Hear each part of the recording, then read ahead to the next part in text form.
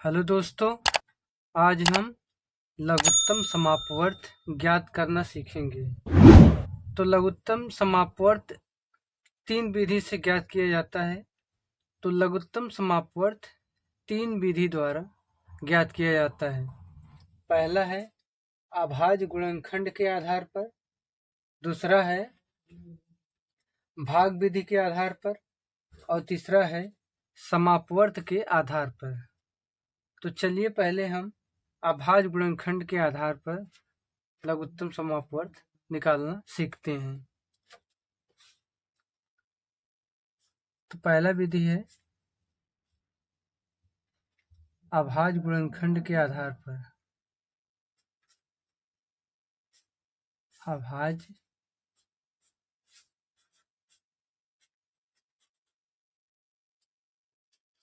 गुणनखंड के आधार पर।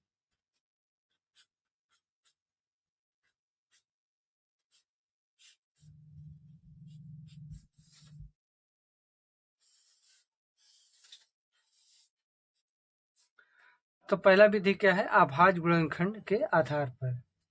तो इसमें सर्वप्रथम हम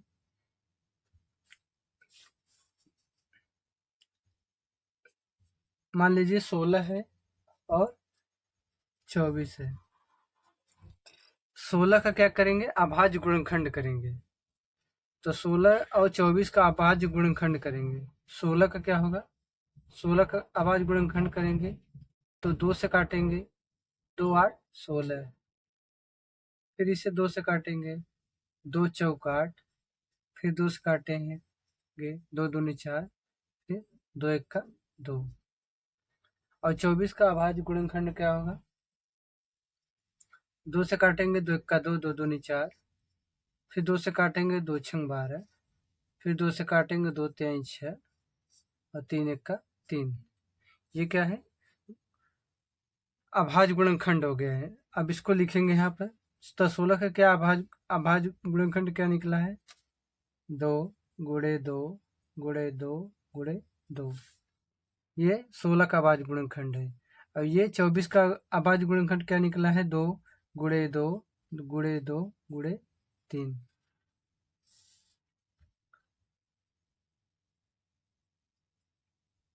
तो अब इसका लस निकालेंगे। तो लस निकालने का क्या नियम है? इसमें देखो, एक 2 संख्या आया है और एक 3 संख्या आया है। मतलब एक 2 आया है इसमें और 3 आया है, ठीक।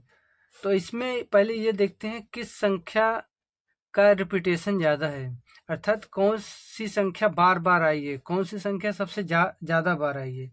तो हम देखते हैं 2 4 बार आई है इसमें। 2 देखो इसमें 4 बार आई है, ठीक। और 3 इसमें क्या एक ही बार आया है।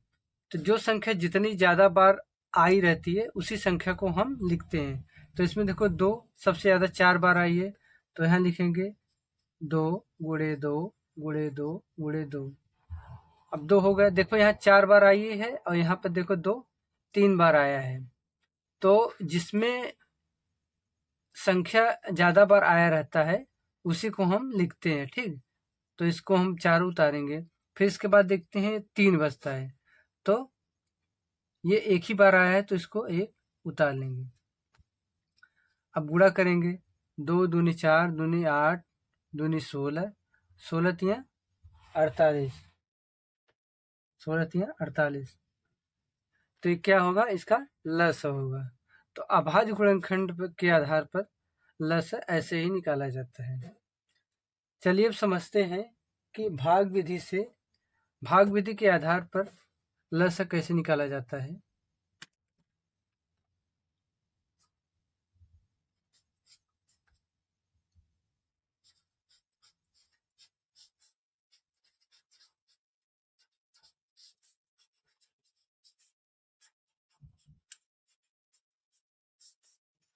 भाग विधि के आधार पर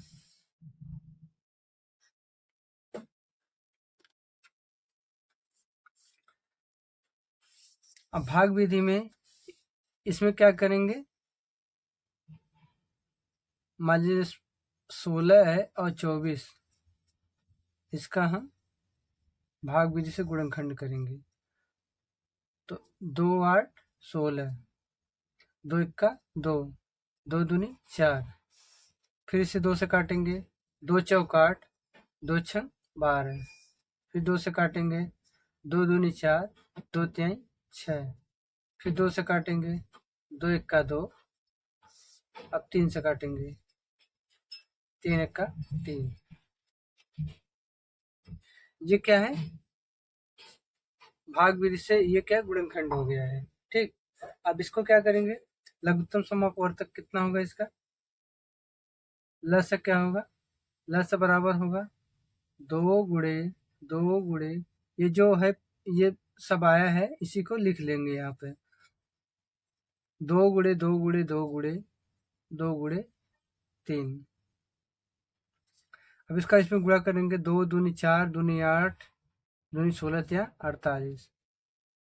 देखो पहले वाले में क्या करेंगे, इसका अलग अलग अभाज्य गुणनखंड निकालते हैं। ठीक, देखो 16 का अलग निकाले हैं और 24 का अलग निकाले हैं। लेकिन भाग विधि में क्या होता है, इसमें जो भी संख्याएं दी रहती हैं, इसमें सभी को साथ में लेकर उसका गुणनखंड करते हैं। ठीक, भाग विधि में सभी संख्याओं को लेकर एक साथ उसका गुणनखंड करते हैं। तो इसका लसक क्या आएगा, 48 आएगा। इसका लसक 48 आएगा। चलो तीसरा हम देखते हैं, समापवर्त के आधार पर कैसे लसक निकाला जाता है।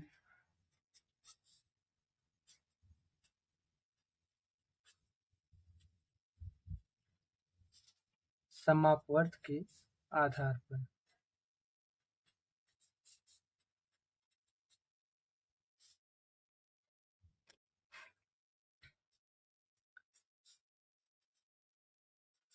तो 16 का और देखेंगे, 24 का देखेंगे। तो 16 का अपवर्त क्या होता है और 24 का अपवर्त।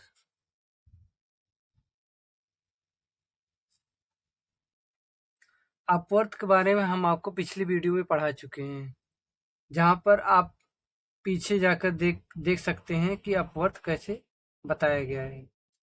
तो 16 का अपवर्त क्या होगा, 16 का अपवर्त मतलब होता है पहाड़ा। 16 16 32 48 64 80 96 112 128 144 160।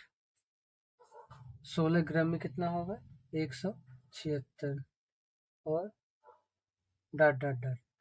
और 24 का करेंगे तो 24 48 72 96। ये क्या है, पहाड़ा है। 24 में 48, 24 3 75, 24 चौका 96, 24 पंजे 120, 24 छक्का 144, 24 सत्ते 168, 24 अट्ठे 192, 24 नौया 216। ऐसे ही आगे आता ही रहेगा डॉट डॉट। इसका मतलब ये आगे इसका कोई अंत नहीं है, ये आता रहेगा। इसमें भी इसका कोई अंत नहीं है, ये आगे आता ही रहेगा। तो 16 और 24 का समापवर्त क्या होंगे,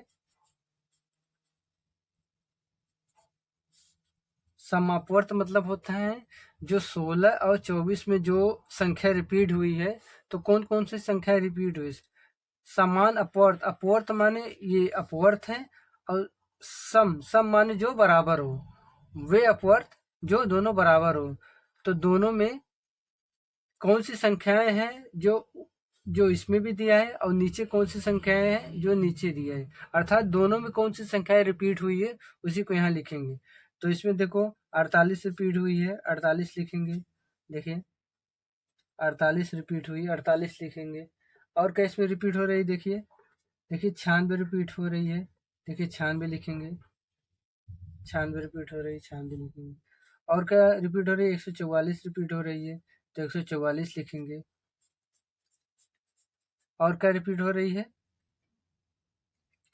और देख लीजिए कुछ रिपीट हो रही है इसमें, देखिए 152 भी आएगा आगे इसके। और देखिए 192 भी रिपीट हो रही है, तो 192 भी होगा। तो ये क्या है? 16 और 24 के समापवर्त हैं, ठीक। समापवर्त मतलब जो जो इसमें दोनों में रिपीट हो रही हैं वो चीज समापवर्त है। तो अब लिखेंगे, अब 16 और 24 के लस से क्या होगा? 16 और 24 का लस है, तो लस इस ये समापवर्त में सबसे छोटी संख्या जो होगी वही इसका क्या होगा? लस होगा। तो इस समापवर्त में देखिए सबसे छोटी संख्या क्या है? 48 है, तो यही 48 क्या होगा? इसका लस है होगा। तो फिर से एक बार देख लीजिए, देखिए अभाज्य गुणनखंड में क्या करेंगे? दोनों का अलग अलग इसका अभाज्य गुणनखंड करेंगे। तो इसमें देखिए 16 का और 24 का अलग अलग किए हैं। जो आई है संख्याएं अभाज्य गुणनखंड जो आई है उसको यहाँ लिख दिए हैं, इसमें जो आई है उसको यहाँ लिख दिए हैं। इसमें अब वो संख्या लिखेंगे जो संख्या ज्यादा बार रिपीट हुई है उसको पहले उतारेंगे। देखिए 2 4 बार रिपीट हुई है, यहाँ 3 बार हुई है। जो 4 बार हुई है ये ज्यादा है, इसको पहले 4 बार उतारेंगे, ठीक। 2 4 बार है तो 4 बार उतारेंगे। इसके बाद कौन सी संख्याएं आ रही हैं? 3, फिर 3 उतारेंगे और सभी संख्याओं का गुणा कर देंगे। तो ये आपका होगा अभाज्य गुणनखंड के आधार पर। भाग विधि में क्या करेंगे? जितनी भी संख्याएं रहेंगी सबका एक साथ में उसका गुणनखंड करेंगे। इधर 16 और 24 का दोनों को एक साथ कर दिए, जितनी संख्याएं आई सभी को लिख कर सभी का गुणा कर दिए, तो इसका ये लस आ गया। ये आपका भाग विधि से। और समापवर्त के आधार पर इसमें क्या होता है? इससे पहले 16 का अपवर्त निकाल दिए। अपवर्त माने पहाड़ा इसका, मतलब पहाड़ा इसका, ठीक। तो 16 का ये पहाड़ा पूरा अंत तक है, मतलब इसका कोई अंत नहीं है, ठीक। अपवर्त मतलब क्या होता है? पहाड़ा। और 24 का अपवर्त निकाल दे, ये 24 का पहाड़ा है पूरे अंत तक। तो तो अब 16 और 24 का समापवर्त देखेंगे, मतलब दोनों अपवर्तों में कौन कौन समान है। तो इसमें देख रहे 48 है आ रहा है, 96 आ रहा है, 144 आ रहा है और 192 रिपीट हो रही है। तो जो संख्या रिपीट हो रही है उसी को समापवर्त में लिखेंगे, ठीक है। अब 16 24 का लसक क्या होगा? लस संख्या वो होती है जो समापवर्त में सबसे छोटी संख्या होती है। तो समापवर्त में सबसे छोटी संख्या क्या है? 48 है। तो देखिए अभाज्य गुणनखंड से लगाए फिर भी 16 और 24 का लस 48 आया है, भाग विधि से लगाए फिर भी 48 आया है, और समापवर्त के आधार पर लगाए हैं फिर भी 48 आया है। तो आप चाहे जिस प्रकार से ही लगाएंगे तो उसका एक ही आंसर आएगा। ठीक है दोस्तों, अगर आपको मेरी वीडियो पसंद आई हो तो वीडियो को लाइक करिएगा, और अगर आप मेरे चैनल पर नए हो तो चैनल को सब्सक्राइब जरूर करिएगा। Thank you.